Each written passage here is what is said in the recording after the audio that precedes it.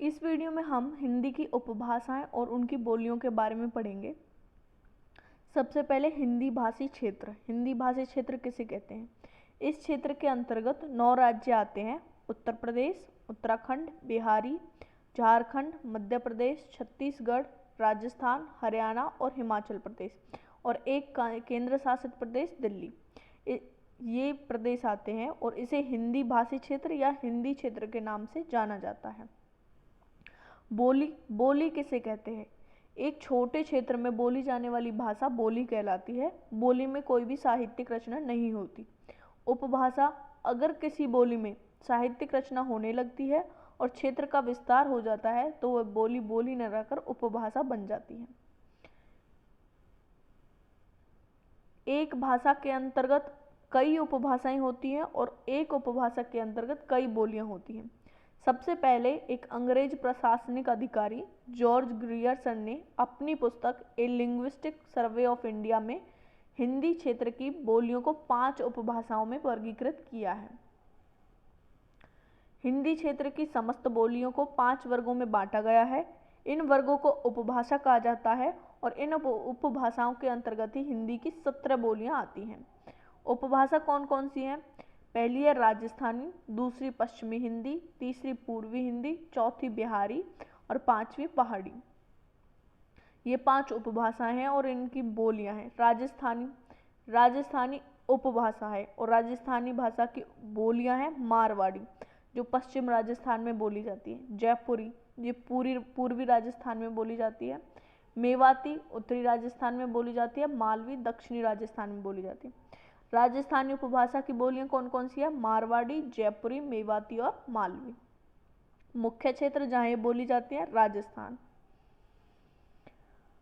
पश्चिमी हिंदी उपभाषा की बोलियां कौन कौन सी है? कोरवी या खड़ी बोली, बांगरू या हिंदी, ब्रजभाषा, बुंदेली और कन्नौजी। ये पश्चिमी हिंदी की बोलियां हैं और इनका मुख्य क्षेत्र जहां ये बोली जाती हैं हरियाणा और उत्तर प्रदेश। पूर्वी हिंदी की बोलियां कौन कौन सी हैं? अवधी, बघेली और छत्तीसगढ़ी। जहां ये बोली जाती है उनका मुख्य क्षेत्र कौन सा है? मध्य प्रदेश, छत्तीसगढ़ और उत्तर प्रदेश। पूर्वी हिंदी की बोलियां कौन कौन सी हैं? अवधी, बघेली और छत्तीसगढ़ी। बिहारी उपभाषा की बोलियां कौन कौन सी हैं? भोजपुरी, मगही और मैथिली। मुख्य क्षेत्र जहां ये बोली जाती हैं बिहार और उत्तर प्रदेश में। पहाड़ी उपभाषा की बोलियां कौन कौन सी हैं? कुमाऊनी और गढ़वाली। मुख्य क्षेत्र कौन कौन से हैं इनके जहां ये बोली जाती हैं? उत्तराखंड और हिमाचल प्रदेश में। जो प्रमुख बोलियां हैं उनका छोटा सा संक्षिप्त परिचय देख लेते हैं पहले। कोरवी या खड़ी बोली, इसका मूल नाम क्या है? खड़ी बोली का कोरवी। केंद्र जहां ये बोली जाती है गुरु जनपद अर्थात मेरठ दिल्ली के आसपास का क्षेत्र इसका केंद्र है। हिंदी भाषा का मूलाधार या मूलोद्गम कोरवी या खड़ी बोली है। ब्रजभाषा का केंद्र क्या है? मथुरा, सबसे ज्यादा यही बोली जाती है। साहित्य, कृष्ण भक्ति काव्य की एकमात्र भाषा है। लगभग सारा रीतिकालीन साहित्य ब्रजभाषा में लिखा गया है।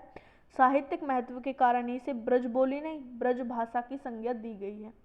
ब्रजबोली क्या है? बंगाल में कृष्ण भक्त कवियों द्वारा प्रचारित ब्रजभाषा का नाम ही ब्रजबोली है। अवधी का केंद्र कहाँ? अयोध्या और अवध, सबसे ज्यादा यहाँ बोली जाती है। साहित्य, सूफी काव्य और राम भक्ति काव्य अवधी भाषा में लिखा गया है। गोहारी और गोयरी, ये क्या है? बंगाल में सूफियों द्वारा प्रचारित अवधी भाषा का नाम ही गोहारी और गोयरी है। भोजपुरी का केंद्र क्या है? भोजपुर। इस बोली का प्रसार भारत के बाहर सूरीनाम, फिजी, मॉरिशस, गयाना में है। इस दृष्टि से भोजपुरी अंतर्राष्ट्रीय महत्व की बोली है। भोजपुरी में लिखित साहित्य नहीं के बराबर है। मैथिली किस लिपि में लिखी जाती है? मैथिली देवनागरी और तिरहुता लिपि में लिखी जाती है। केंद्र जहाँ ये बोली जाती है मिथिला या विदेह या तिरहुत, ये इसका केंद्र है। साहित्य की दृष्टि से मैथिली बहुत संपन्न है। यदि ब्रजभाषा को सूरदास जी ने, अवधी को तुलसी जी ने चरमोत्कर्ष पर पहुंचाया तो मैथिली को विद्यापति जी ने और नागार्जुन जैसे कवियों ने चरमोत्कर्ष पर पहुंचाया। मैथिली हिंदी क्षेत्र की बोलियों में से 8वीं अनुसूची में स्थान पाने वाली एकमात्र